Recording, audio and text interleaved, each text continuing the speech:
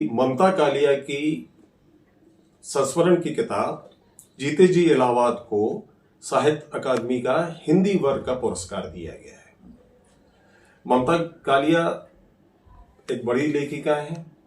उनके पति रविंद्र कालिया एक प्रसिद्ध संपादक रहे हैं, कथाकार रहे हैं, एक बड़े प्रकाशक रहे हैं।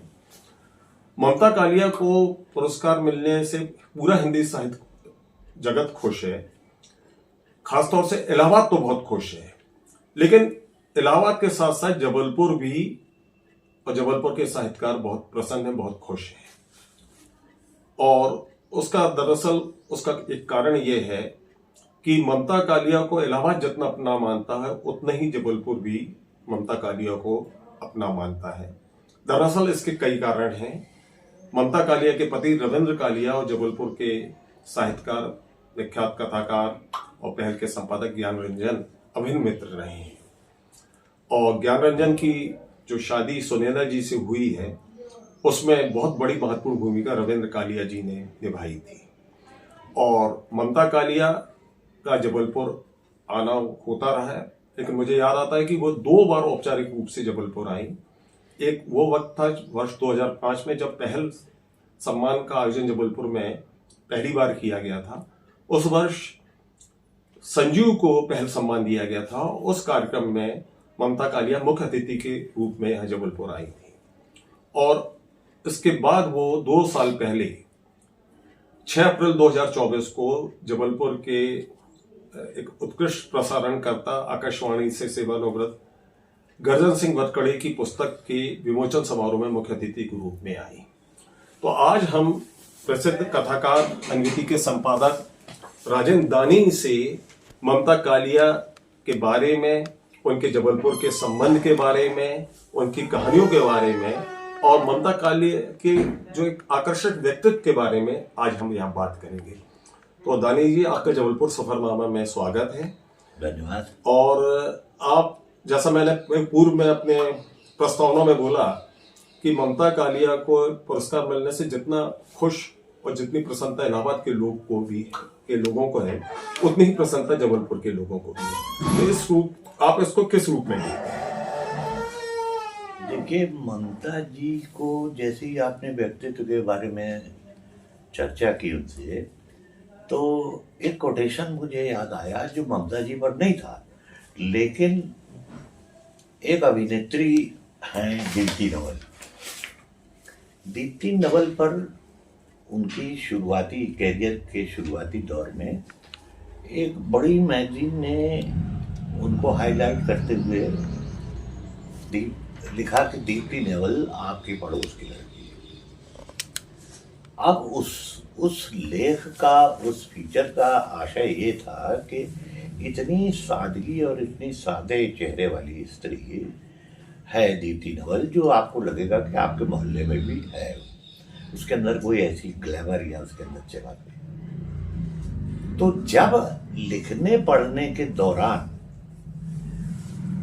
ममता जी से लेखक के रूप में जब मेरा परिचय हुआ, मतलब रूबरू परिचय की बात नहीं कर रहा हूँ, एक लेखक के रूप में जब परिचय हुआ, तो ममता जी का जैसा नाम है, अगर आप गौर करें तो ममता जी ने अपने परिधान को कभी नहीं बदला। उनके माथे पर उतनी बड़ी बिंदी रही जो शुरू में थी और आज भी है। अब उम्र जो परिवर्तन लेके आता है वो उनके चेहरे पर दिखता रहा, लेकिन उन्होंने कभी भी अपने आप को उस तरह से प्रोजेक्ट नहीं किया। तो वो जो महिला हम लोगों के समय में थी, मतलब हम लोग जब युवा थे और पढ़ते थे, चाहे वो धर्मयुग हो, सारिका हो, निहारिका हो, इन जैसी पत्रिकाओं में उनकी कहानियाँ हम पढ़ते थे, तो उनकी कहानियों में उनकी लेखकी ममता एग्जैक्टली वैसी हम लोगों को दिखती थी जैसी उनके चेहरे पर दिखती थी। तो इतना सहज सरल व्यक्तित्व जो है उस दौर में न उनके पूर्व के लोगों में था, न बाद में था। पूर्व के लोगों को बात करूं तो मैं मन्नू भंडारी का जिक्र करूंगा, और बाद में करूं तो सुधार हुआ की जगह। ये हम लोगों के दौर की मतलब मुख्य ऐसी लेखिकाएं थीं जो हम लोग जिनके प्रति बहुत आकर्षित रहते थे और उनको पढ़ते थे। तो ममता जी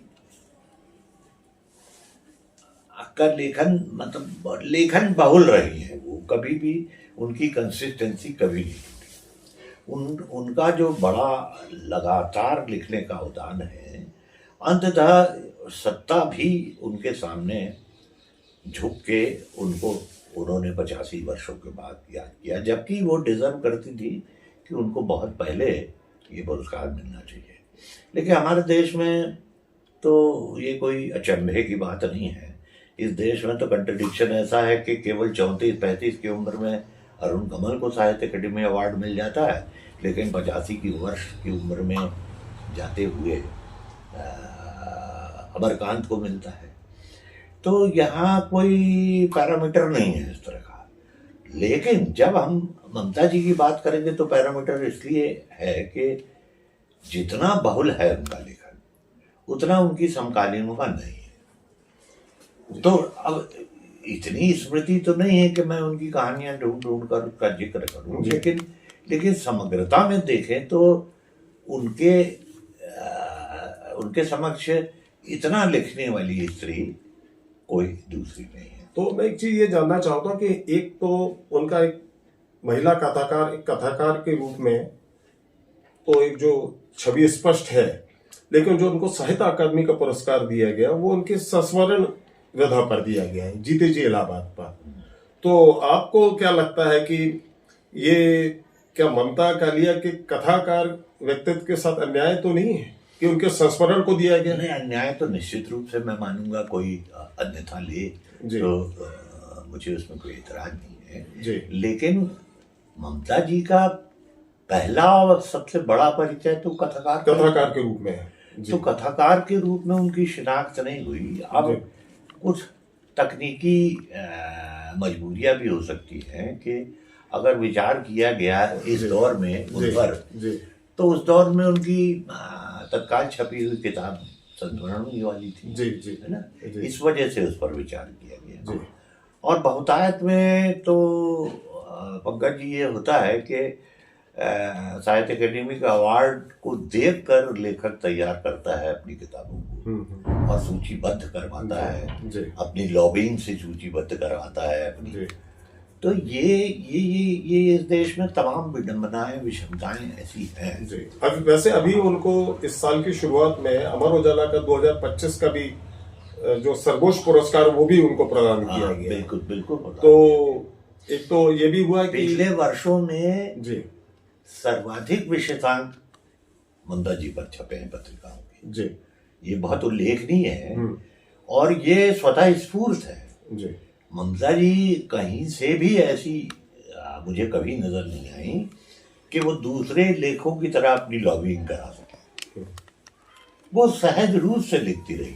हाँ, ये जरूर है कि उन्होंने अपने समकालीनों, अपने से छोटे बच्चों को बहुत प्रेम किया। जी।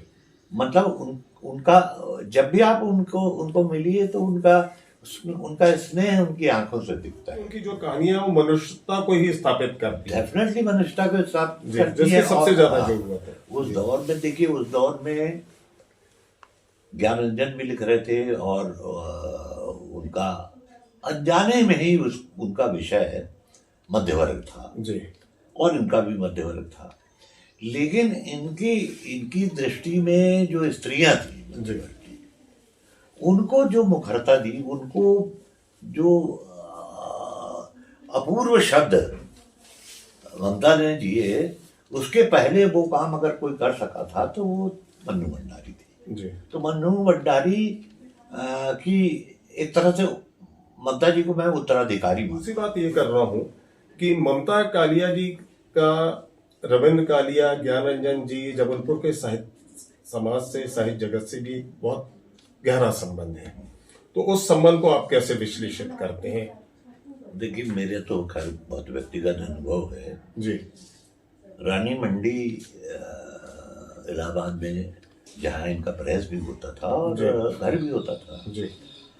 पहली उल्लेखनीय बात उस दौर में मुझे ये लगती थी कि वो इलाका पूरा का पूरा मुस्लिम बहुल इलाका था। वहां शायद कोई एक हिंदू रहता था तो वो रविंद्र कालिया रहते थे। और धड़ाके से रहते थे, और धड़ाके से प्रेस उनका चलता था, काम होता रहता था। वो बाकायदा नीचे अपनी टेबल पर बैठते थे और प्रूफ रीडिंग करते थे कालिया जी। उस दौर में मैं उनके घर में एक नहीं अनेक बार रुका। और अभी आपने उनके खाने बनाने के बारे में चर्चा की, तो उनके घर की कई कई दिन रोटियां और बहुत ही लजीज उनके इधर का भोजन मैंने किया। मैं 2 स्त्रियों को ही उस तरह से जानता हूँ कि उनके जैसा भोजन बनाने वाला कोई मैंने देखा नहीं। मिसेस ज्ञानरंजन और एक दूसरी जी ममता का वजह ये भी थी कि ज्ञानरंजन से चूंकि बहुत ही घनिष्ठतम मित्रता रही है रविंद्र कालिया की, और कालिया जी के यहाँ बाकायदा वो जाके टिकते थे। जिन दिनों उन्होंने मतलब जिन दिनों उनका इलाहाबाद का भी मकान नहीं रहा, तो वो आमतौर पे कालिया के घर ही रुकते थे अगर कालिया वहाँ है तो। बाद में झूसी में दूसरा मकान कालिया जी ने बना दिया, लेकिन मेरी स्मृतियाँ में वही रानी मंडी वाला जो उनका घर है वही स्मृतियों। और यहाँ पर चूंकि ज्ञानरंजन बहुत सारे संस्मरण ममता जी को लेकर सुनाते थे, और मैंने आपसे जिक्र किया सत्यप्रकाश मिश्र की जो एक किताब थी कहानी का ज्ञानरंजन, वो इस शहर में इतने लोगों ने पढ़ी थी और इतनी अच्छा। देखिए अंतरंगता और इस शहर से आत्मीयता की अगर आप बात करेंगे तो उस दौर में जो भी पढ़ने लिखने वाली महिलाएं थी वो सब की सब ममता कालिया से परिचित थी जी। मतलब ऐसा आज भी इतना लोकप्रिय नाम ममता कालिया जैसा हिंदी कहानीकारों में नहीं मिलेगा। जी जी। मतलब एक क्लासिक राइटर के रूप में तो मिलेगा जी। तो एक तरह से देखा जाए तो ये सहजता में ज्ञान ममता कालिया को इस शहर में महिलाएं जानती थी जी। तो वो अंतरंगता थी। और फिर ज्ञान जी अच्छा एक चीज और भी है कि पहल की जैसे जब प्रकाशन तो जबलपुर से होता था, लेकिन वो अलग अलग शहरों में ज्ञान जी छपवाते रहे। तो जब इलाहाबाद में किताब पहल छपी तो उस समय शायद उसकी पूरी व्यवस्था या उसका जो प्रबंधन है वो रविंद्र कालिया जी इलाहाबाद में करते रहे, है ना जी। उसको समय पर छपवाना, उसकी जो प्रिंटिंग से संबंधित, तो ये वो भी है। दूसरा मैं बातचीत में आपसे जो हमारा अंतिम प्रश्न ये करना चाहता हूँ कि जब लेखक को सर्वोच्च पुरस्कार मिल जाते हैं, साहित्य अकादमी का मिल गया, उनको अमर उजाला का सर्वोच्च सम्मान मिल गया, तो क्या हम ममता कालिया से हिंदी समाज, हिंदी कथाकार और आप भी भविष्य में क्या आप मतलब ये मान लें कि यह पूर्ण विराम है, कि अभी भी हम आशा कर सकते हैं कि ममता कालिया से हमें आने वाले समय में और भी और कहानियां पढ़ने को मिलेंगी? देखिए जहां तक मैं समझता हूँ ममता जी को और जहां तक जानता हूँ, मुझे नहीं लगता कि उनका पूर्ण विराम है।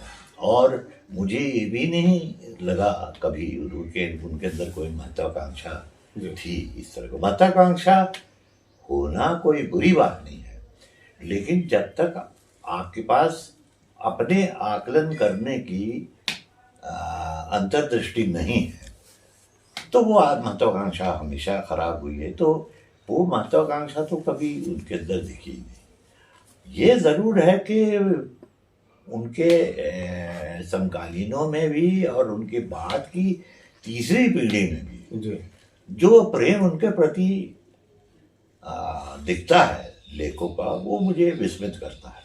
और विस्मित इसलिए नहीं करता कि मैं वास्तव में कोई विस्मय में हूँ, मैं ये पड़ताल करने की कोशिश करता हूँ कि अंततः इस लेखकीय व्यक्तित्व वाली स्त्री में ऐसा कौन सा इतना आकर्षण है कि सब उनको प्रेम करते हैं जी। तो ये एक बड़े व्यक्तित्व की तो ये पहचान है भी।